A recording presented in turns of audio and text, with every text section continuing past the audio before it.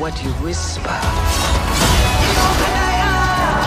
They have lost their protector.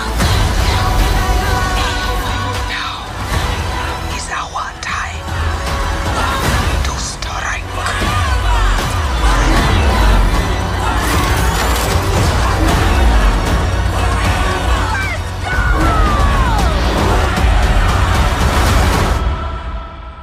Show them who we are. Chadwick Boseman may no longer be with us, but the legend of Black Panther lives on. This week on Talking About the Movies, we're finally talking about Black Panther Wakanda Forever.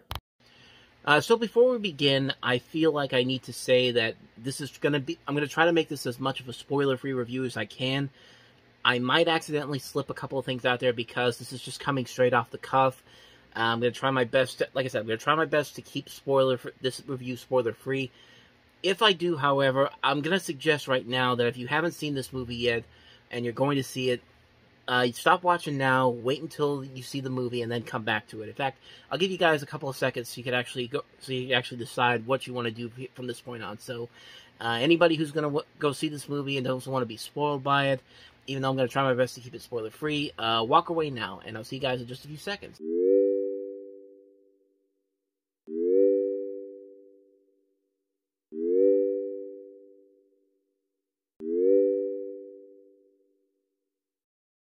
Okay, so with that said, welcome to another edition of Talking About the Movies, and of course today we're talking about Black Panther Wakanda Forever, the sequel to the original Black Panther released in 2018. That movie, of course, starred Chadwick Boseman in the title role after debuting as the character in Captain America Civil War.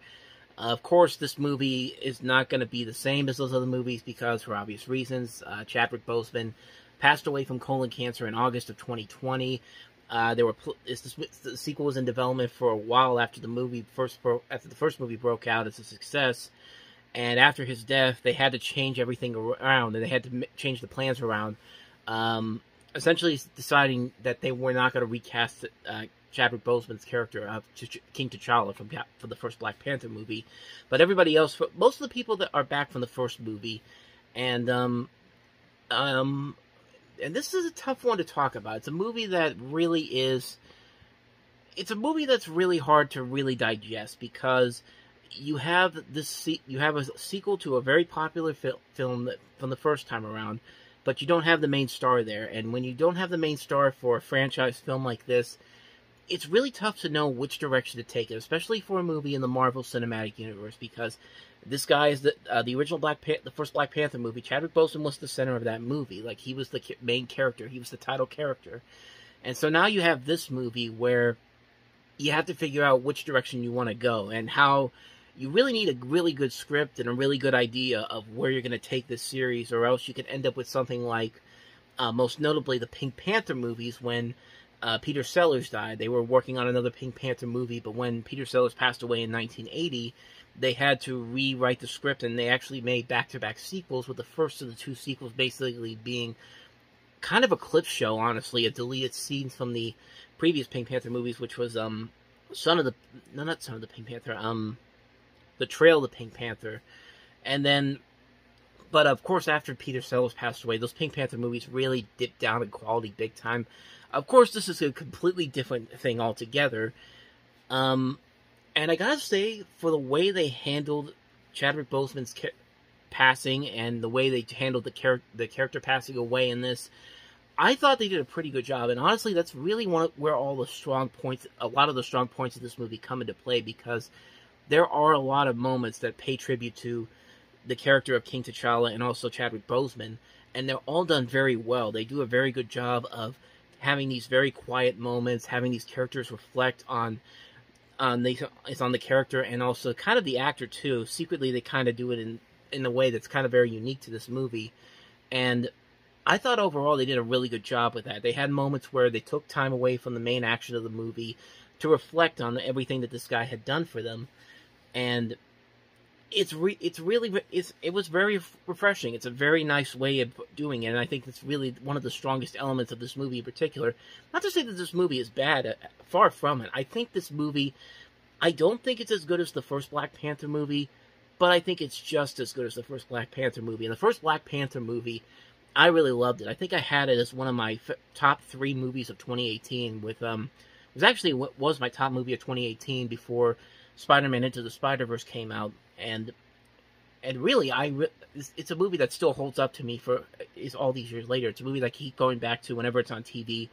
I'll stop what I'm doing and watch it, and that's why I was really kind of worried about where this movie was going to take it, because how do you continue something where your main guy has passed away? And I thought they did a pretty good job with it. I like that everybody most of the people from the first movie get a lot more screen time than you would think. A lot of these characters get time to shine in this movie. It's more of an ensemble piece in this particular case, with Letitia Wright Shuri and Angela Bassett's character, Queen Ramonda, especially getting a huge boost in this movie. I mean, Angela Bassett's really putting her all into this movie. She gives a lot of the strongest performances of the film, and honestly, it's worthy enough of an Oscar nomination. I don't think it's going to get any, but I think Black Panther. I think this movie will get some Oscar nominations. I don't think it'll get Best Picture. I don't think a nomination there, but I really hope Angela Bassett is considered for a Best Supporting Actress nomination, or Best Supporting Actress, because honestly, these are usually one of those roles where you might put this in the Best Actress category, but it's more suitable for the Best Supporting Actress because I think it gives you a better chance of winning. I'd put it there. I think overall the performances in here are really good. Letitia Wright is great as Shuri. I like her progression as a character. I like the way that she's contemplating how to handle the death of her brother and how to move on, and how she's not really looking back on and reminiscing like everybody else in the movie is. Lupita Nyong'o comes back as her character from the first movie. You have Winston Duke back in here. A lot of the people are back. Danny Guerrero, Florence Kasumba, Martin Freeman from the first movie's back. There's even elements of them bringing in the TV series, like Julia Louis-Dreyfus from The Falcon and the Winter Soldier has a more prominent role in this movie. And I gotta say, I love that she's getting more time in these movies. She was also in the end of Black Widow too. It's Julia Louis-Dreyfus. I mean, she usually can never turn in a really bad performance, and she's really giving it her. She's really playing very well, especially with Martin Freeman's character in this. The new people they bring in here are actually pretty cool too. Like I think I'm gonna butcher this name, but give me 1 second so I could try to pronounce. Tenoch Huerta playing Namor in this. He was a cool kind of antagonist. I don't want to say he's a villain, because kind of like with Killmonger in the last movie, he kind of has some legitimate points to make, but it's just the way he wants to do it makes it a straight up villainous type of thing for him. And I really like this character. I like that they were finally able to bring that character in here, because I know they've been trying to bring in Namor for a long time, and this was the first time they brought him in here, and he's actually pretty good in this. Probably the only character that I didn't think was all that good, but I don't think they really did a good job of bringing her into this movie, was Riri Williams, played by Dominique Thorne. She's a great actress, and the scenes that she's in, she does interact well with the main characters, but she's supposed to be the main focus of the movie, and you don't really get a whole sense of this character being in here. Like, there's not really a lot of progression with this character in here, and I don't know. I didn't think they did a good job of fully realizing her character, but then again, they're making a TV series based off of her for Disney Plus, so maybe they'll go into it more there. I just kind of wish they did a little bit more here, because it did kind of remind me of the first time we saw Peter Parker in Captain America: Civil War. Great in the movie, but didn't really get a whole lot there, except for the fact that we know who's Spider-Man. But this is a character that I was kind of really interested to see how they would portray on the big screen, and I thought it was okay, but I think there could have been a whole lot more there. But then you have the typical Marvel MCU stuff. The action sequences are pretty good for the most part. The writing overall is very good. The dramatic moments are nicely done. I like the way the story is kind of the opposite of what Spider-Man No Way Home was like. Because there's a lot of elements that are very similar to Spider-Man No Way Home with the main characters, specifically Shuri. Because you look at this movie and then you look at what they did with Spider-Man No Way Home. It's almost very similar to one another, but they do some things that are so uniquely different and so cleverly different that it really does stand out more on its own. Like, I like the little twists and turns they put in here. Like, there's a character from the previous movie that comes back in one of the is towards the end of towards the beginning of the third act, and it's just like, that's a nice little twist there. I like the idea that they're trying to put together here, and it really does put the character of Shuri in a situation like, which side does she want to be on? Does she want to be on the side of this one person that she knows, or this other person that she's come to know? I mean, it's very interesting, and I like the way they actually did that. I like the way that this movie doesn't spell everything out for you. I like the idea that they have that they don't really explain how King T'Challa died in this movie. They just say that he died for unknown reasons. Like, they don't really say what exactly happened to him, and I like that it's a little bit. I like that they actually ask you to think about how he could have passed away or something like that. Maybe he died in battle. Maybe he died the same way that Boseman did in real life. He was hiding something from people that wasn't really known until he actually passes away, which is pretty much what happened when Boseman died. He didn't tell anybody. Is out in public except for about the fact that he had colon cancer, except for close people that he knew.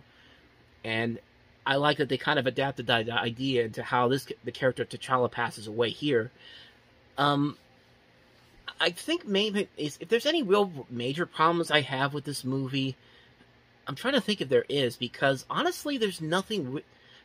There are some minor flaws here and there. There's some storylines that don't really add up all that well, or some scenes that don't really get any resolutions in there.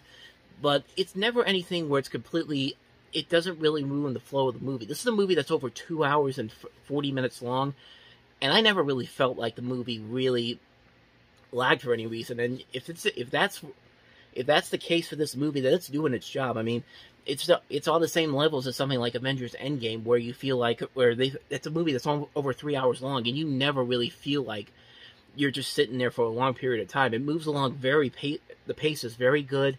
It never feels like you're sitting there for a long period of time. It honestly is. The more I thought about it, it's the complete antithesis of the complete opposite of what Eternals was the year before. Because Eternals was a movie that was pretty good for the first hour, but then that second hour of the film really drags. Second half of the movie, I should say, because that's a long movie too. They just throw in these random elements that just didn't make a whole lot of sense in that particular movie. This movie in particular, I think, did a good job of keeping the pace up, keeping you invested in how this was going to end in the end, and really having these great little emotional moments, like the post-credit sequence that they have here. There's only one here. It's very well done. It's very nicely done. In fact, the main, like, the final couple of minutes where everything's been resolved and they do one last little tribute to Chadwick, and then they had the post-credit scene. I thought both of them were very well done. I think they did a really good job of paying tribute to this guy and everything that he was doing in his life, because he really was one of those great actors that really could have been somebody that could have been one of the greatest actors of all time. And he was cut down way too soon in life. I mean, he had all these great movies. And it's a shame that we'll never be able to get to see this guy act again, because he really was something special, and he had this great talent with him. But I think the movie does a very good job of honoring him and honoring this character very well, so that they could continue this series with this new idea that they have in store here. Again, I'm gonna try not to spoil it. But I'll tell you this much: maybe that is the one flaw I was talking about earlier, because I think if you see the trailer, you can kind of get an idea of where they're going to go with the character just from that trailer. You kind of know it's going to be down to a couple of people if you look at the costume and then you see the people in the cast. And chances are, if you think you know it's going to be this one person, it's going to be that one person. And I think they could have done a little bit better in terms of the mystery aspect of that. But like I said, it was nothing bad. It was nothing that was going to hurt the movie's flow overall. I really enjoyed this movie a whole lot. I think, honestly, opposite with Spider-Man is with it. I think Spider-Man No Way Home is still the best movie that we've gotten from Phase 4. But this is a pretty close second. It does a good job of ending this phase that was a mostly mixed bag, but I think most of that had to do with COVID-19 and the fact that they didn't get to do a whole lot of what they wanted to do. I mean, think about what Phase 4 gave us. Black Widow, Shang-Chi and the Legend of the Ten Rings, which was a pretty good movie. Black Widow was just okay at best. Eternals was probably the worst of one of the series. Spider-Man No Way Home is probably my favorite one. I really like Doctor Strange and the Multiverse of Madness. Thor: Love and Thunder, I really liked a lot. But this movie, Black Panther: Wakanda Forever, I would say is the second best movie in Phase 4. I am very curious to see what they're going to do with Phase 5. We saw the previews for Quantumania on the big screen today. And I've already seen that trailer before, but I'm really excited to see what they're going to do when they bring in Kang, because I like that actor a lot, Jonathan Majors. He was in Lovecraft Country. He's getting a lot of more prominent film roles. He's also going to be in Creed 3 with Michael B. Jordan. Really looking forward to seeing that one as well. But overall, I think Wakanda Forever is a wonderful film. It's not better than the original film, but I think it's just as good as the original film. I think it has a lot to appreciate in terms of the story, the ways they pay tribute to Chadwick Boseman and King T'Challa. The cast overall is great. The action overall is very good. The writing is mostly well done. It's a well-made film. It's a movie that, even though it's over 2.5 hours long, it never feels like you're sitting there for a long period of time. You get everything that you want from this. It's a wonderful film. Probably one of my favorite movies of the year so far. I'd have to really look back into it, but it's probably going to be in my top 10 as of right now. We'll see how the rest of the year goes, because, of course, we still got some other movies before. I mean, basically, we still got 7 more weeks before the end of the year, so that could change quickly, but this definitely is high up there as one of my favorite movies of the year so far. Black Panther: Wakanda Forever. I give it a big thumbs up. If you haven't seen it, go see it. You will not be disappointed by it. So that's pretty much it for this episode. So thank you for watching. I hope I did a pretty good job of not spoiling too much here. But let me hear your thoughts on the movie. What did you think of some of the big twists that they had? Also, please don't put spoilers in the comments, please. So for the people that haven't seen this to watch this. Yeah, so with that said, thank you very much for watching, and I'll see you guys next time for the next review. So until then, take care.